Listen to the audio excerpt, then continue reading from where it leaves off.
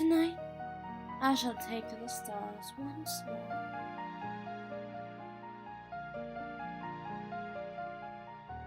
And maybe put on proper clothing. Another day drearily passed me by. I found myself pacing around the house, waiting for my father's imminent return. I wasn't in a hurry to see him. In fact, if possible, I hoped to spend the night without facing his inconsistent questioning. But a part of me craved the interaction any FaceTime with my father might offer, and I knew I'd have to face the music sooner or later. Why are you facing away from the music? I don't understand sayings. They go over my head. Jeez. I've been through this countless of times, but facing Papa still makes me nervous. Does he want to sit on me? I guess there's a reason he's so good at his job. Playing nice cop won't always cut it.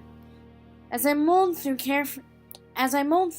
those carefree thoughts, I can hear the sound of a key unlocking the front door. Ooh. Welcome back, Dad, Papa. Why are we calling people Papa? Okay. You've been doing this the whole game, and I still don't understand it. ... Faced with my enthusiastic greeting, my father only stared at me silently. He knew something was up.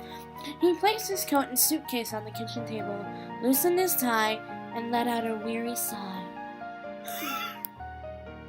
Hard day at work? When is it not? My father turned to face me. His voice sounded relaxed, but knowing my father, he was merely the calm before the storm. Of course, it would be easier if I didn't keep fielding phone calls from your school.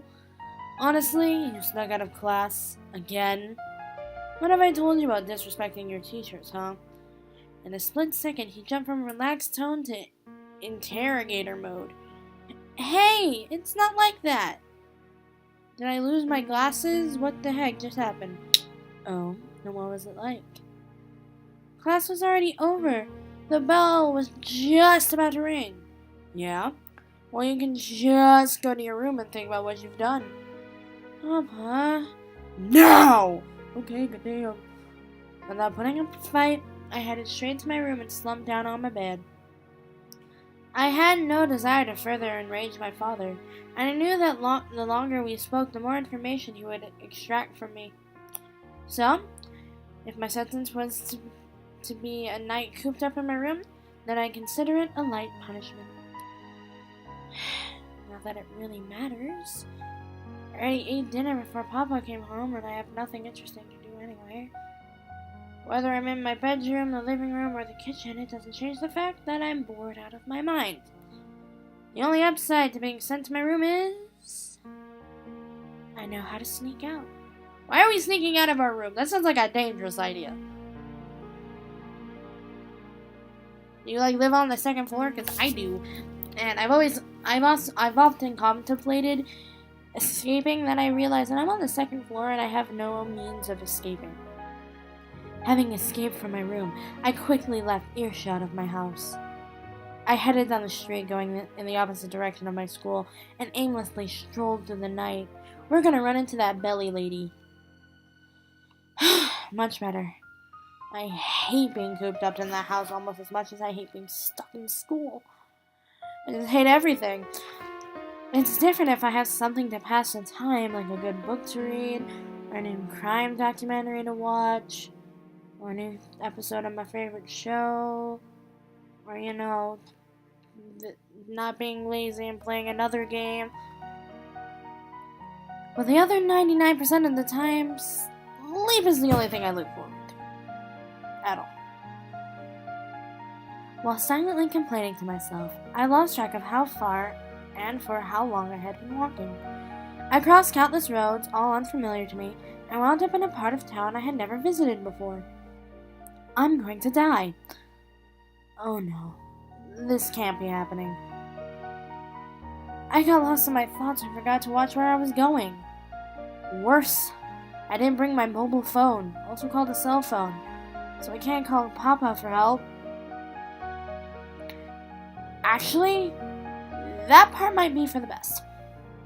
If I rang Papa now, I'd not only be scolded for leaving class early, but also for sneaking out of the house, and worst of all, for getting lost. Because according to Papa, a good detective is always mindful of their surroundings, so getting lost is... That's it! As the training my father put me through bubbled to the surface, I combed through my short-term memory, mapping out a path back home.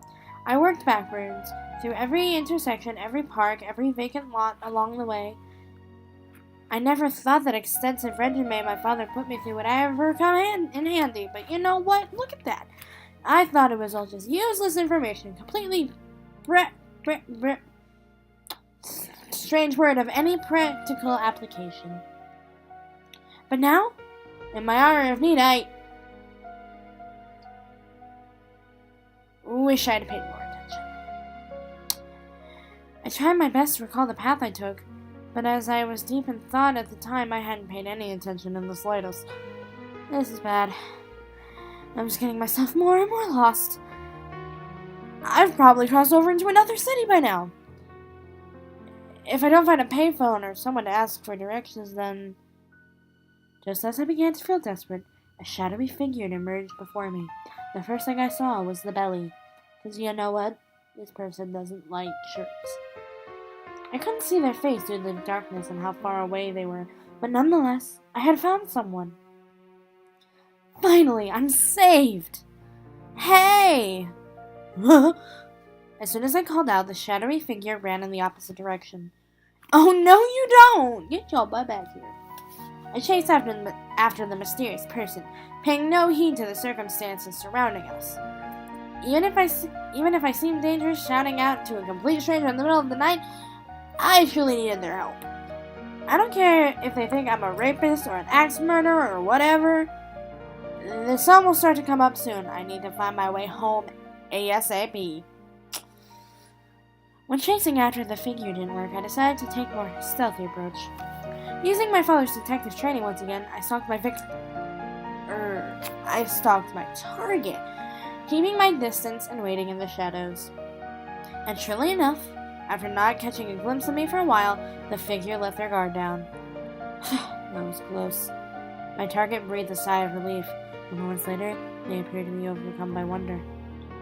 Wait a second, They moved toward the platform in the middle of the warehouse we had wandered into. Through conspicuous and obviously suspicious, the platform had a certain allure, like it was holding a sacred treasure. I wonder if this was already talked about early in the game. It is! I finally found it. I need to call headquarters immediately. Without wasting a moment, the figure ran outside, either excited or desperate after their interesting find. ...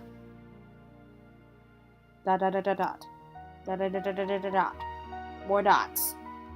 Now this is quite the bind. I know I should chase after them. I should find my way home before Father realizes I'm missing, but despite knowing better, I walked straight up to the platform.